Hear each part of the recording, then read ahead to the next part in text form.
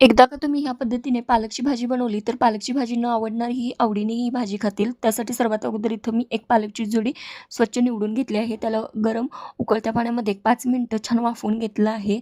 त्यानंतर त्याला गरम पाण्यामध्ये मधून काढून थंड पाण्यामध्ये 1-2 मिनिटं ठेवून त्याचं पूर्ण पाणी निथळून त्याला मिक्सरच्या भांड्यामध्ये घालून घेतलं आहे. त्यानंतर गॅसवरती पॅन ठेवून त्यामध्ये 1 चमचा तेल घालून इथं मी पनीरचे तुकडे फ्राय करून घेतले आहेत.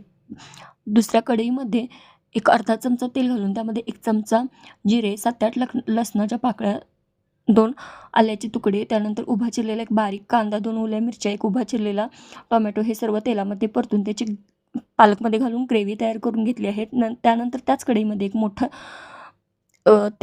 मोठा चमचा तेल आणि 1 चमचा धने पावडर, 1 चमचा जिरे पावडर, 1 चमचा गरम मसाला हे सर्व घालून ग्रेव्ही छान अशी फ्राय करून घेतली आहे. त्यानंतर फ्रेश मलाई घालून पनीरचे तुकडे घालून